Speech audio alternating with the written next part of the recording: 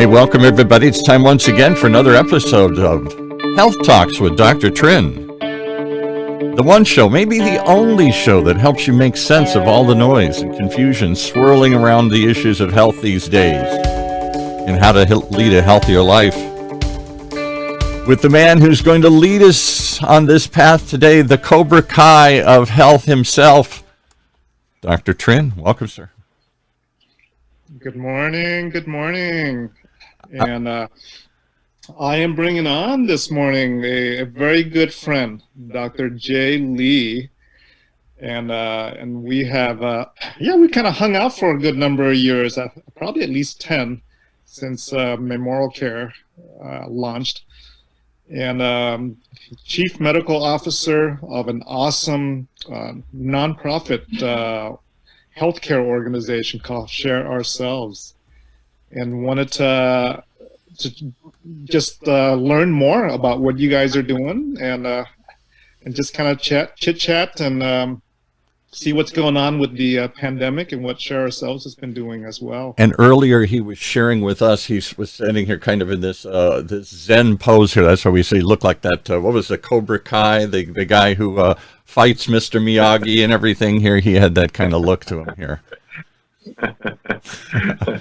So he must be he must be doing battle out there. I was going to say, I do have a black belt. So, oh, does he? Okay. All right. So he has that kind of, stance to him here today. So tell us what Share Ourselves do. Share with us what Share Ourselves does.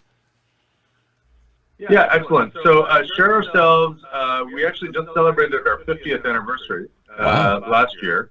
And it started out as an organization really focused on social services as people in Orange County came to realize that there are pockets of people and communities that are in great need. And so, it began as simply as finding ways to supply children with backpacks for schools, as simple as putting together food bags for people who, we didn't call it food insecurity back then, we called it hunger. But people who simpler times were experiencing food insecurity, I think we're able to get connected. And then over the years, we've layered in other services. So, for example, medical, dental, behavioral health, and then social services continue to expand beyond sort of these event-based, service-oriented events. But we have a full-time food pantry. We offer rent assistance. Clients are connected with housing agencies and are placed in permanent housing. So there's a whole range of things that we do for the communities and the zip codes that we service. And as I said, we've managed to persist for 50 years. And obviously, the backdrop of the pandemic in this past year, I think, really highlighted not only our legacy, but I think presented us with an opportunity to really see what we could do in the next 50 years, right? Because what has come about, I believe, that we're continuing to see is that there's increasing need because of the devastating economic impacts that coronavirus is bringing upon people. Can I ask a question here? I'm sure the audience will ask many questions here. Why and when and where did this organization start? What prompted this whole thing here? Yeah, so it was a group of folks who were part of the same Bible study. And what they saw was, essentially seeing with their own eyes and hearing about, for lack of a better way of putting it, inequity and poverty right in their backyard. And so they felt compelled to do something. And so it was a very grassroots beginning. And really, I would say up until maybe about 10 years ago, we were a one clinic, single site shop and largely due to the Affordable Care Act and a decision strategically to become a federally qualified health center or community health center, we've been able to expand beyond 1967, which is the Costa Mesa zip code. And so now we do have services in Anaheim, in Santa Ana, in Costa Mesa, Newport Beach, and as well as in Mission Viejo. So do you have actual facilities there, or just, I don't know, what do you offer in those places? A hotline that people can call, or can I walk into all the other physical places I can go to all those spaces? Correct, yes. So it depends on the location, but Costa Mesa is the one area where we offer all of the services. And then our other sites may include medical and dental, or medical only. The Anaheim site's actually is a county-run shelter, so it's a shelter site, and then we do have a mobile unit. I forgot to mention that. So there are places that are not brick and mortar that we go to that we're able to access by virtue of having a mobile RV. I think it's a 40 or 42-foot vessel that I learned how to drive. So it's a starship. It's a starship that shows up at your door here, right? Yeah, the big wheel. Turn it, honking on the horn. What's provided inside that mobile unit? So at the moment, we provide medical services. So it's set up essentially like a 2-room medical clinic. So we've got tables that fold back.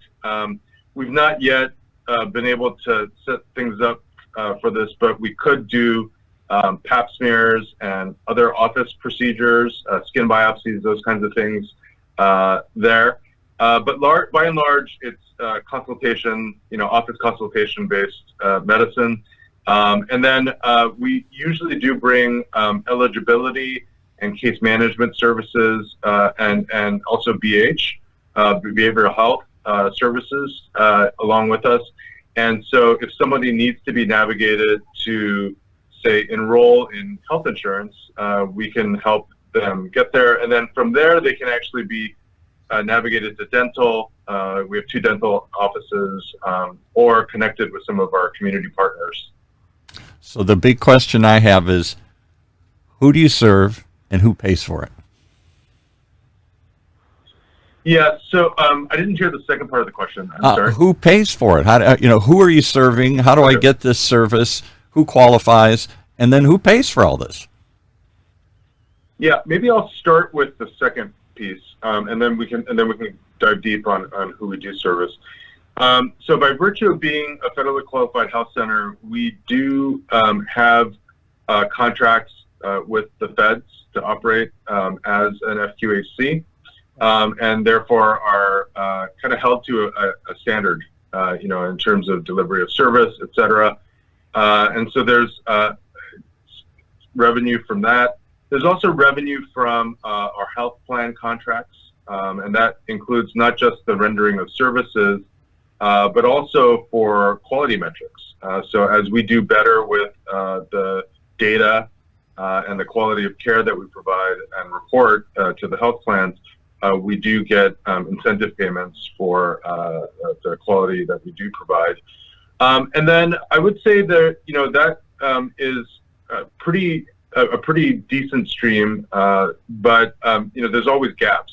And so we do have donors who are able to donate through our foundation, and we're blessed to have very generous people here in Orange County who believe in our mission and continue to support us. And so things like the backpack program that I mentioned earlier, things like what we call Adopt a Family, which is Christmas time gift giving on behalf of families.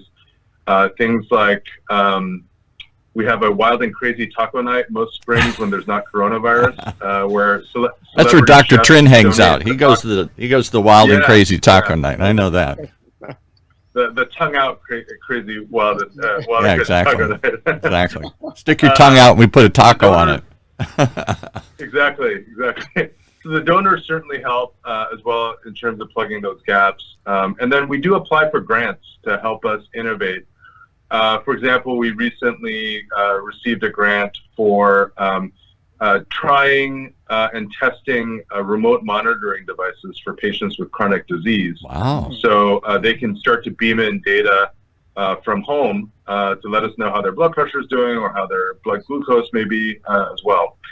Now, in terms of the patients that we serve, there are people like you and I, and they're people who, for better or for worse, are in situations where their economic situation is such that they're not able to afford paying for a premium. In many cases, we do have patients who are at risk for becoming homeless or are in fact people experiencing homelessness. And then, we have multiple families. We have generations of families who have been kind of stuck, for better or for worse, again, in a certain income bracket. And, our job really is to serve people irrespective of their ability to pay, irrespective of country of origin, irrespective of gender identity. It's really to serve everyone and to be as non-judgmental as we're able to. Each of us individually has prejudices, but as an organization, together we work to overcome that. And it's been, as I mentioned, it's been beautiful in that we have patients that have seen us for years, decades. And then we also have some long-standing employees. Our longest-standing employee has actually been with us for 30 years. Wow. And comes from the community. So it's really about, again, the grassroots of caring for people right in our backyard. And my last procedural question, and then I'll let Dr. Trinh come in and tell us some of the personal stories here, but I just am curious, how do people find you? How do they even know this exists? How do they come to you? Yeah. So there's, believe it or not, what was that old supermarket chain, Alpha Beta? Do you remember that? Yeah. Tell a friend, right? So there's a lot of word of mouth that comes about from people in the communities that we serve. We're also, I was surprised to hear this, and actually very proud to hear this, is that when you dial 211 for information in the county of Orange, I believe we're the number 2 listed social services agency in 211. And we also, I think, over the years have worked to really develop a strong relationship with our local elected officials, so that when they receive calls from constituents, they know that we're a resource and that we can be a trusted source for providing care for patients. And so in all those ways, we do provide care. I would also say that, the way health plans work, sometimes people are automatically assigned to us, and then they find us by accident because by virtue of a computer algorithm that's connected them with us. But I would say by and large, those folks, and I hope this is true at least 99% of the time, if not 100% of the time, that they're pleasantly surprised to discover that we're here to serve them. What do you think, Dr. Trinh? Are they doing good work out there? They're doing awesome work, especially when you have an awesome leader like Jay. Jay, how do people? Are you guys taking volunteers during this pandemic, or if somebody wanted to volunteer and participate with Share Ourselves? Yeah, that's a really good question. So, and maybe I'll go a little bit further upstream there. So I started in the organization on March 2nd, which was 11 days before Friday, the March 13th, when the governor began the stay-at-home order. And I was in the midst of doing online onboarding modules and these sorts of things, and quickly had to pivot because we really wanted to ensure that we had a low COVID environment. And so what that meant was really quickly pivoting to physical distancing within the clinic, which normally are packed full of people, but how do we create that practicing safe six, let's call it. And then the other thing was being able to procure enough masks and face shields and gowns and gloves and hand sanitizer, all of the above. Part of the calculus was figuring out how to continue our volunteer services, given that the vast majority of our volunteers are people at risk, people over the age of 65, people with chronic medical issues. And for a period of time, we actually really had to encourage people to stay at home for their safety because of everything that was going on. We've since found opportunities for people to be able to do things from home or do things from a distance. And then we've also discovered a new group of people who aren't in those high-risk categories, who really stepped up and come in to help, because we require a certain amount of people power to be able to fill bags and to move those bags to the front and to distribute those bags at the food pantry, for example. So there are ample opportunities, both on an ongoing relational basis, and then there are opportunities to provide service on a one-off basis. I mentioned some of those events. And as a really good example, I was able to engage my children in something called Family Service Night, which usually is an on-site event where we build care packages for people experiencing homelessness. And what we did this year was we pivoted to an online virtual event where everyone was putting together those kits in the comfort of their homes. But in a weird way, we were actually able to reach many more people because we weren't restricted by space. And so we had over 300 families that participated in that. But there are many ways to get involved, and it just depends on what your bandwidth is. And so if you're somebody who has a little bit of time to give every week, perfect. If you're somebody who has a little bit of time to give every once in a while, perfect. If you want to serve on our board, there's a variety of different ways for people to get involved. So let's give them a website. Let's start with that. We'll do it a couple of times throughout the morning here. How do people find you? How do people join you? How do they support you? So it's www.shareourselves.org. Share Ourselves. Is that 3 words or 2 words? Share Ourselves or Ourselves, 1 word? I guess when it's all in the URL, it's one word. Right. But if they looked it up online, if they just typed it into Google, it would be 3 words? It would be 3 words, correct. Share Ourselves. Okay. All right. Yeah. Well, share some stories with us. Tell us, you told us what you do. Paint a picture for me. Put it in real life. Tell me about somebody you helped here. Oh, you know what? We have in Tongue Out, we have three high school chapters now, and so we have 3 groups of high schoolers in 3 separate Tongue Out clubs who are looking for opportunities and would love to hook up with you guys. There you go. We'll get you some young people in there. Yeah. But I want to hear a story. Tell me a story of somebody you helped. Somebody put it in human terms here. Show me. Yeah, absolutely. Yeah.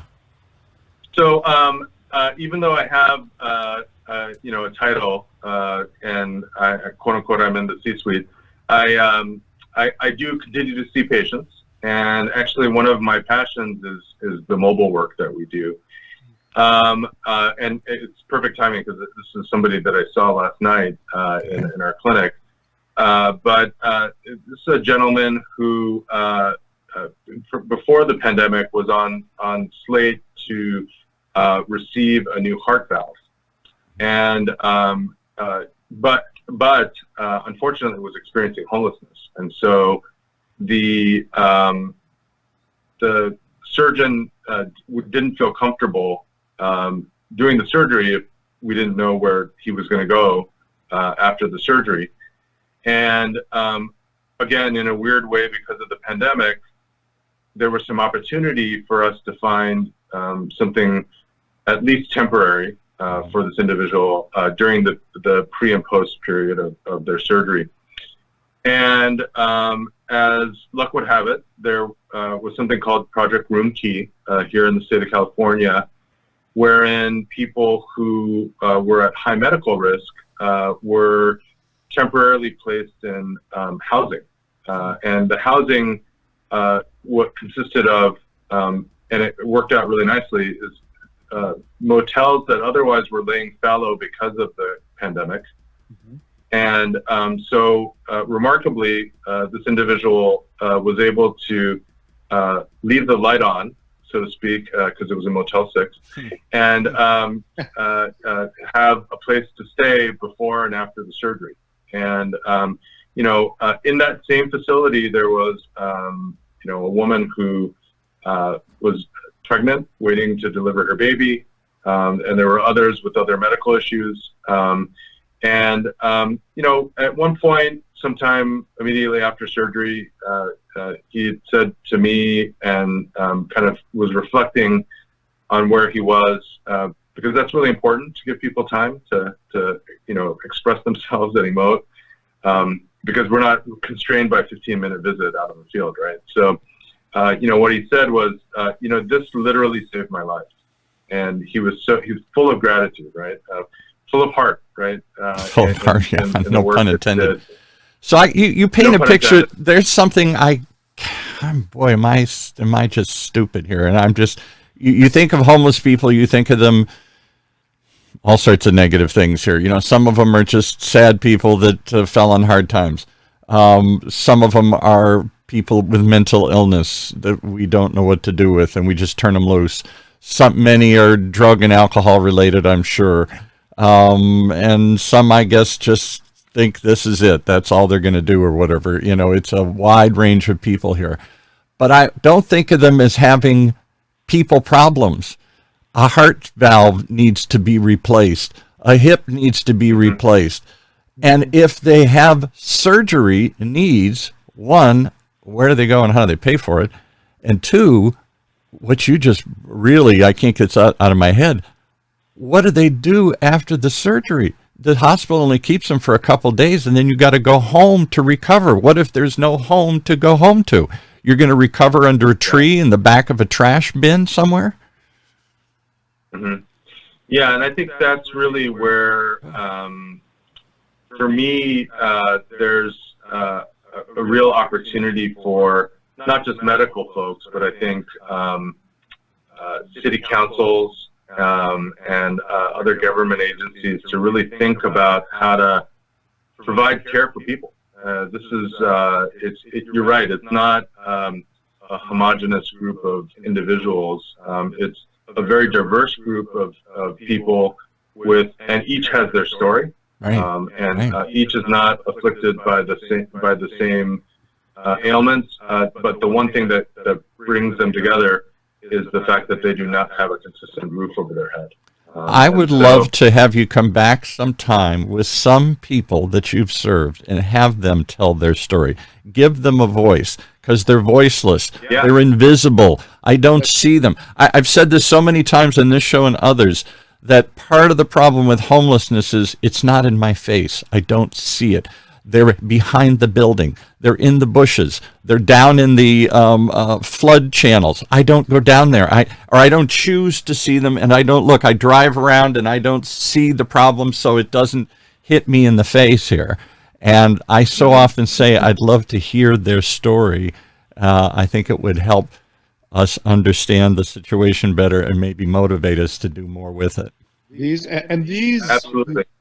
When we use the word homeless people, there's always this connotation that's always like so negative. Yeah. There's, we think of drugs and crimes and things of that sort. All things I listed. Yeah, right. Exactly. It's not a healthy group of people here. Right. But these are folks. They're not homeless people. These are just folks without homes. And I would love to bring them on here on Thursdays. I would. Jay, do you think you can find some volunteers who will be interested in coming on Thursdays? I think that would be very powerful for your audience to hear stories. And again, I think there's sort of as I'm thinking about how to convince people to get the COVID vaccine, for example, because there's vaccine hesitancy, I could throw a bunch of data at somebody. Yeah, right. With numbers and the science and all this stuff, but frankly, what will happen is people's eyes will glaze over. You know, they me-go or they pigo. My eyes glaze over or people's eyes glaze over. That's what happens with every one of these health problems. You tell me the stats and the statistics, and I go, yeah. There's 80 million people dying in Africa, and there are 80 million people homeless, and blah blah blah blah blah. And it's just overload, and it doesn't mean anything to me. Yeah, but the stories, what it does is it creates this relatability. Yes. It creates, you know, I could see myself in that position, and again, I think because of COVID and because of its indiscriminate attack on people's immune systems, no one is immune to the impacts of this. Rich, poor, right, black, white, Asian, Latino, it doesn't matter. Woman, man, you know, we've just seen, you know, indiscriminate spread of this. Now, there are some structural things within society that have resulted in certain communities being afflicted more than others, but from a biological perspective, this virus doesn't care who you are.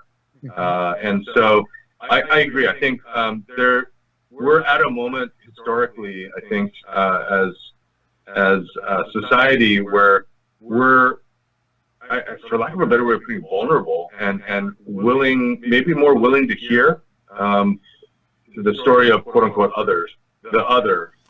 It's hard to hate. It's hard to hate somebody if you hear their story. I can talk about them, those people, all day long. But when those or them people are me or somebody I've met, it's hard for me. Well, not him, not her. Come on, everybody else. Yeah, I don't like them, but that person, I think, and because they're so invisible, I think it adds to the difficulty helping them. We don't know who they are. We don't choose to hear. We don't listen to them, and they can't communicate with us. And if more we could do that, I'll tell you the power of stories. This is just me getting on my soapbox for a second. I'm a storyteller by nature. I'm Irish by heritage, and I've been doing this radio thing for 7 years, and many years of radio before that. Power of story is threefold. One, it's what you said. It makes it relatable. Oh, now I can connect with them. I can see myself in them. The second thing is it goes into your brain, I'm convinced, a different way. I can't prove this, but I think that stories get embedded to your brain differently than stats do. Somehow it's easier to grasp it and get it and remember it. And the third is the most powerful for what you're trying to do. I'm going to share it. If you tell me a touching story, I'm going to tell somebody today, wow, I heard the most amazing story here. And that's how we pass stories on from one to the next here. I think that's the power. And I've said this to Sue Parks has been on this show a couple of times from United Way. They've got a big campaign to end homelessness, and others who've talked about this in great detail. I say, quit telling me the numbers. Share the stories. Don't tell me what you're doing. Bring the people on and let them tell it in their own words, who you're helping and what you're doing. Nobody ever does that. I don't know why. Yeah, I hear you. It's part of the reason why we do the work that we do is in a way, there's the medical piece, so there's the technical clicking in the chart and typing what we've done, etc. But I would say equally important is the bearing witness to what people are experiencing and how they're experiencing it. And let them tell the story. Don't tell it for them. Let them tell. I mean, yes, part of it is your job is to advocate and tell people and make us aware of it. You're here today and everywhere you can be to do this. I get it. But I would get it more if I heard it straight from them. That's my theory. It's true. It's absolutely true.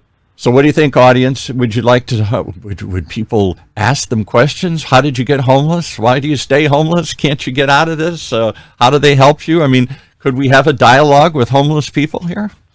Yeah.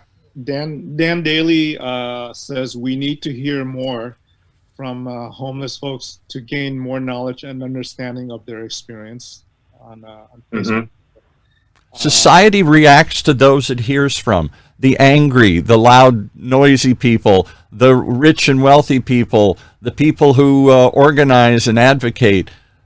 homeless and people like that are alone and unconnected to us and to anybody else, and so they slip through the cracks, and we don't see them and hear from them, and therefore don't think of them.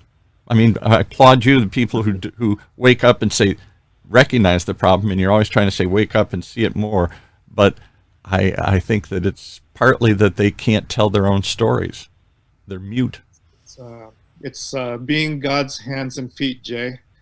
And voice. And voice. Being God's hands and feet, yeah. Although you look more like Buddha. He does a little bit. He's got that kind of Zen presence to him here. Yeah. What? So with the holidays, yes, I've definitely got a much rounder belly. That's for sure. I'm going to put you both on the spot here a little bit, and I know you're going to go, aw shucks, and you know when I had this here, but my image of modern doctors today is, I'm sorry, money, making money.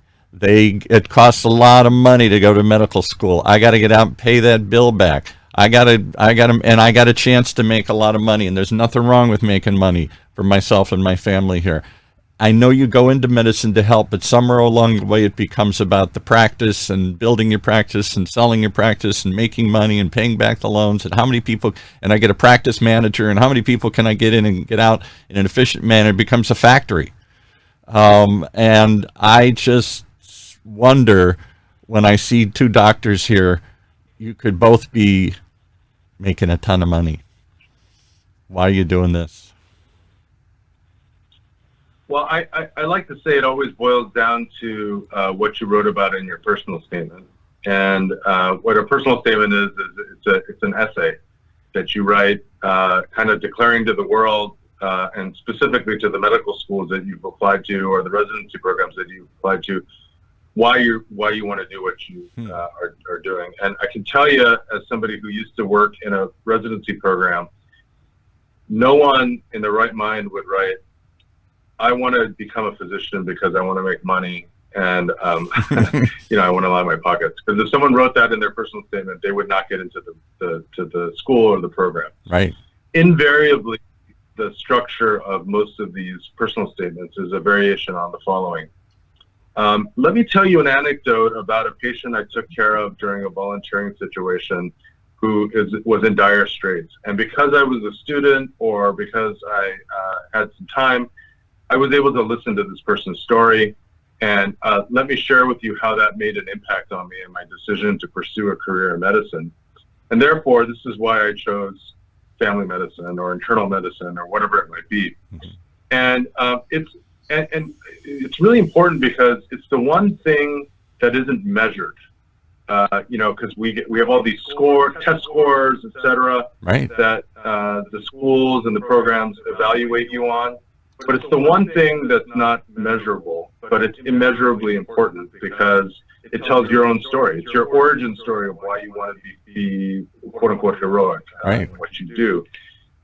If we kept everyone accountable to what they put in their personal statement, if there was a system to do that, to measure it, frankly, to monitor it, to make it, track it, yeah, right. There would probably be more people oriented like Dr. Trinh and I in healthcare. Now, I do think that there was a big shift, and we could probably spend hours on this. A big shift in the 80s and 90s in terms of the corporatization of medicine that I think has largely led to some of what you're experiencing. Right. But there are, I would say, there's generations of doctors that are coming in for the right reasons, but they've just been whittled down and forced into a box. And I would say part of what I'm trying to do with my career is A, try to stick with the blueprint, but B, honestly, just to say, yes, I understand what the constraints of the system are, but how do we blow that up? How do we get outside the four walls of the clinic and do what we need to do for people, because that's what they need. If someone needs a COVID test out in the field, I'm going to go out and try to figure out how to make that happen, and I have. I mean, it's a tricky wicket, if you will, and in a weird way, it actually is exercising not just the science part of my brain. The creative part of my brain is like firing like mad because we're trying to figure out ways to provide care for patients that fit within a box to a degree, but then also there's lots of instances where we have to think differently about how we approach patient care. And again, I don't want to sound socialistic or there's nothing with money. I hope you guys make a ton of money, and I hope you're very well compensated because you put many years and effort into this. It's a hard profession to get into. It takes a lot of time and effort to get there. No thing. But what I'm talking about is sort of that excessive when it goes beyond just whatever a well-compensated position for a well-earned role is, and it suddenly turns into that. That's not the purpose anymore, helping people. It's turning it into a factory. It's turning it into a machine, and it's making, I don't know, it just seems like an exorbitant amount of money here. Yeah, that becomes the motivation. I will say that, I still do believe that anyone who's gone through medical training, ultimately what they want to be able to do is to serve people. Mm-hmm. And I think unfortunately, I think what's happened is these larger structures have, for lack of, have caused moral injury for doctors that otherwise want to do the right thing, because they're told, the insurance company is not going to cover that. Exactly. Or no time. Next one's got to come in. You only get paid for 5 minutes here. We got to move them out, move them through. Yeah, can't do anything else. I'll give you a perfect example. This has nothing to do with medicine, but my wife was in banking for many years, 20, 30 years, and she was a branch manager for a big bank and some other things. And she was coming up. She had a real crisis. I won't name the bank, but she was at one of the biggest banks, which she finally left because she was so horrified at what she was seeing there. And the banks didn't differentiate much. They held pretty much the same price, the same products, the same everything. And where they differentiated themselves was service. So this little old lady used to come in. She had a bunch of money in the bank, and she was going blind. And she was all alone. And so she used to come in and ask one of the tellers or one of the staff to help her go through her bills. They were happy to do it. And finally, my wife was doing this one day, and her supervisor boss came in and said, "What are you doing? We've helped this lady for years. Look, she's a good customer, and we want to hold on to her, and she needs help and everything else." There's an 800 number for that. We don't have time. Come on, back on the clock. We gotta get moving through here. And in so many cases, it was like that. They were told to curtail customer service. That can be handled more efficiently and quicker and faster somewhere else. Time's up. Move on. And that whole mentality shifted. Banks suddenly went to selling products instead of offering services. And I feel medicine has moved in that same way. It's about sales. It's not about service. And I think that does a disservice to everybody here. I don't think medicine is necessarily any more than education is or something. It should be all about just how much you make money and how quickly you can do it here. Maybe that's part of it. I don't want it to be inefficient, but I'm uncomfortable the more it becomes corporatization and a factory. That's the way I picture it. Yeah, we're really trying to make it relational. Right. And as I mentioned, I think we've got generations of families that we served, and that relationship is based in trust.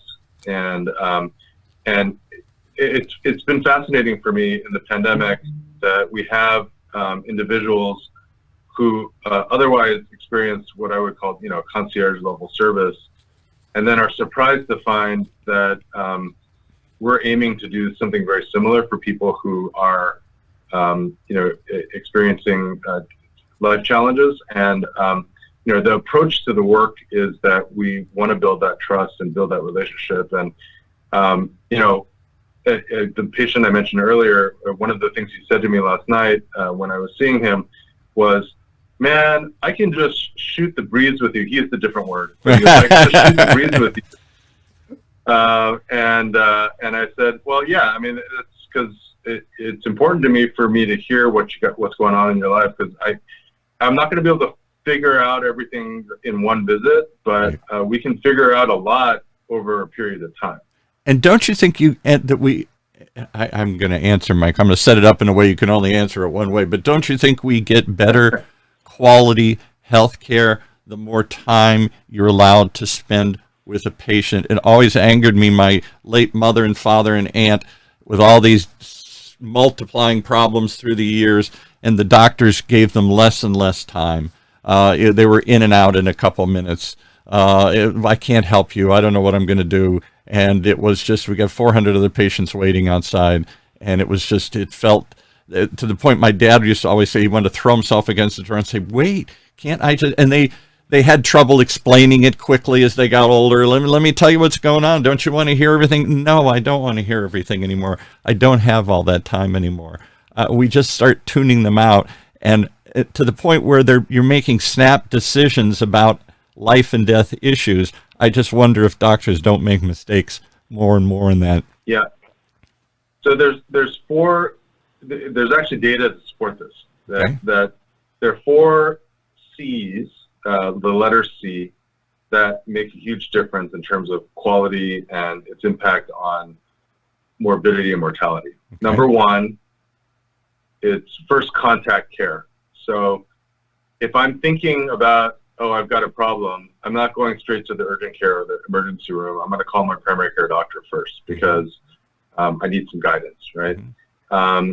Number 2, continuity. So that it definitely has to be the relationship. So as care is more continuous, I can walk into a room, just make eye contact with a patient, and I'll know whether they're feeling good or not. Mm-hmm. A true story. I had students with me for many years, and a student came to report, hey, patient's feeling great, right? And everything's been fine. And I walk in, I make eye contact, the patient starts to cry. Yeah. And the student's like, oh my God, I didn't get that story. And I was like, it's okay.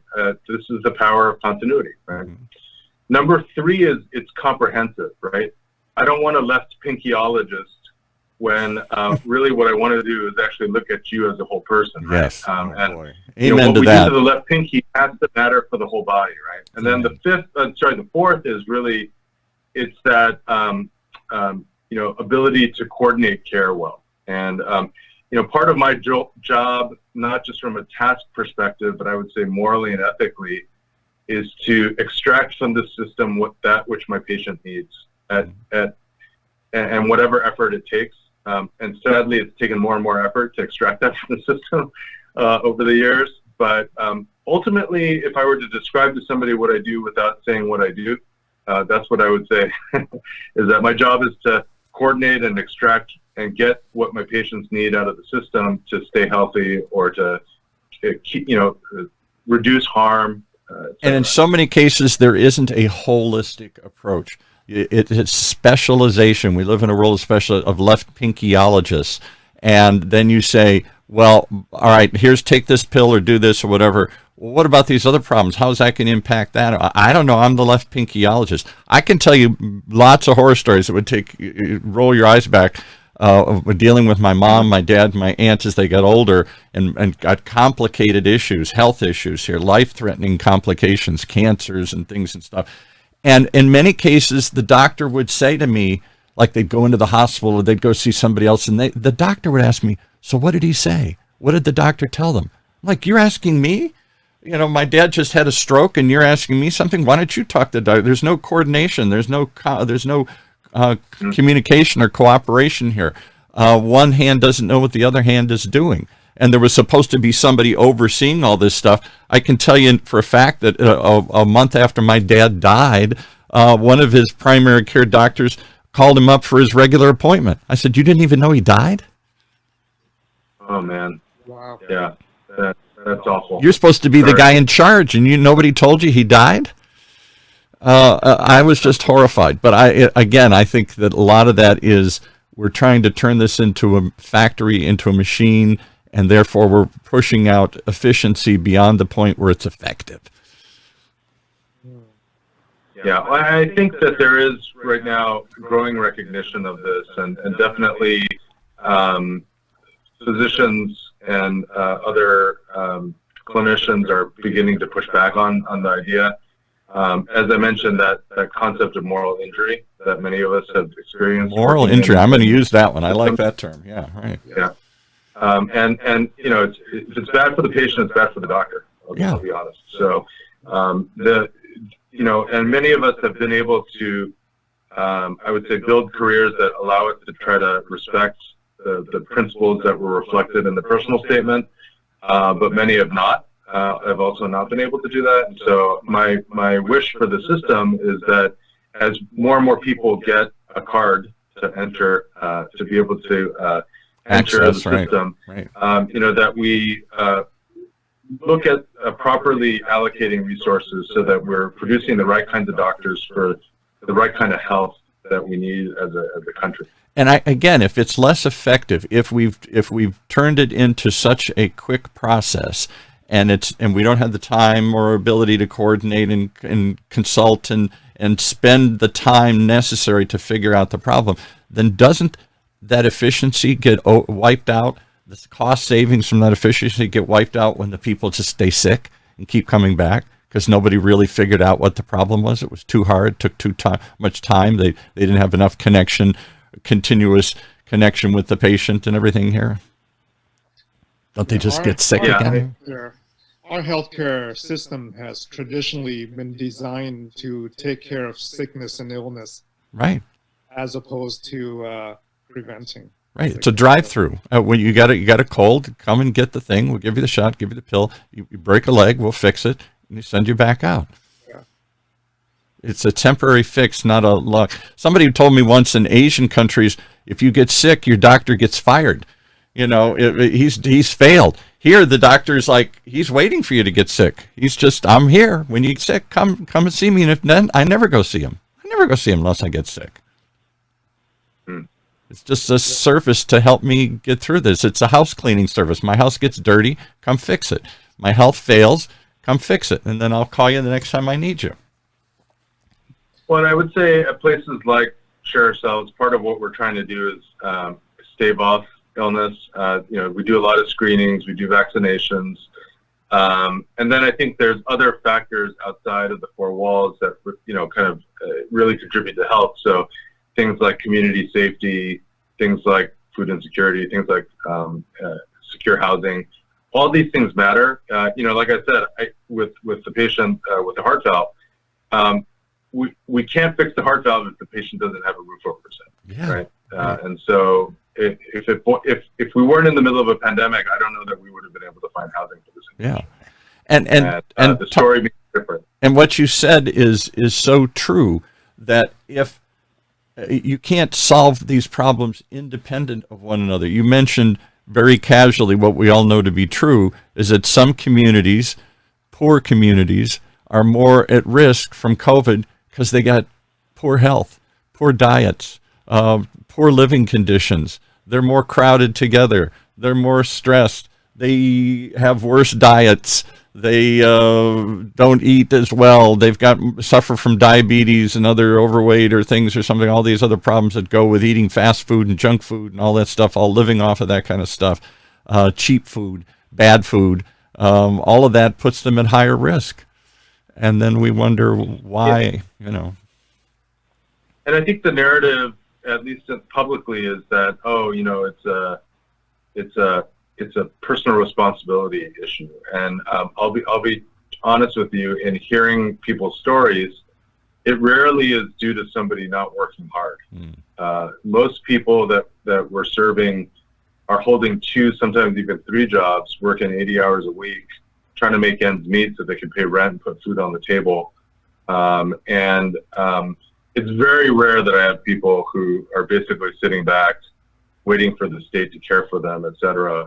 99% of the time, it's somebody who's straight up, getting to work and doing their best. And with COVID, it's been, again, I think part of the reason why there's been this disproportionate impact on certain zip codes here in Orange County.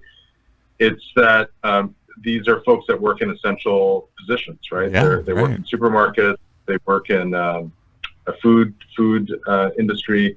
And, employers have provided some measures, but ultimately they're worried about the transaction, about, keeping that margin or maintaining it. And then those folks then, my patients, our clients, are then going back to multiple generation living situations where, if they get COVID from one of their workmates, they're bringing it home, and then the entire family gets COVID. Yeah, because grandpa and grandma live with you, and everybody else. It's an extended family in a tight space, right? Yeah, whereas in Orange County right now, I mean, we're seeing 14, 15% across the county. In the communities where we're serving, we're seeing closer to 24, 25% positivity rates. Wow. So, it's a significant amount more.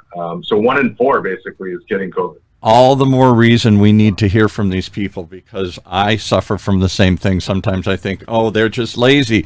They're just sitting there eating Doritos on the thing on my dime here, and get off your butt and go get a job and go do something. I've fell into those traps. And there might be some of them that do that. I'm sure there are, but I don't know who they are. Really don't know, because I don't know any of them. When's the last time? Dr. Trinh probably has. Does anybody on this line? I've never talked to a homeless person. I've never met a homeless person. I've never heard from a homeless person. I've judged them, but I don't know any. I've never even seen any. I mean, I've seen them over there somewhere, and I walk around them, but I don't talk to them. We need to bring them on OC Talk Radio. We'll work to make that happen, for sure. I'd love to see what would happen here. And would they be angry with us for not hearing, or we're happy to tell their story? I don't know. Are they going to unload on us and say, "You dirty people, you're not paying attention," or are they just going to tell us the story? I don't know. I have no conditions. They can do whatever they want to do, but I'd love to. I don't know what. I'd be an interesting interaction. I don't know how they'd feel, and I don't know how we'd listen and react. But I think it's something that should happen. It needs to. Yeah. Well, let's commit to making that happen here in the near future. I like the idea of having people tell their own story. So I'm definitely. And hopefully they're open to us asking them some questions, and they can vent and share some of their frustrations or whatever. I mean, hopefully we can have a real dialogue. They don't have to sugarcoat it. They don't have to be. Just tell us for real what's going on, where you're at, and let's ask questions. How did you get there? Why are you there? What can we do to help? How do you get out of it? Is it helpless? Is it hopeless? Is it whatever? I don't know. All right. Sorry to get so heavy and serious here, but you're doing serious work here, and I just would love to seriously know more about it. Mm-hmm. Thank you. Yeah, no, this has been wonderful to come on and Paul, to meet you, and Dr. Trinh to see your smiling face, albeit virtually. But I think this show this episode is an example of how important those connections are, because it was I think on the fly, Young texted me and he said, "Hey, I'm doing this program. Would you be willing to come on and share a little bit about what you do?" And I think part of really what we want to do is make sure people know that we exist and that we're trying our best to do some good work here.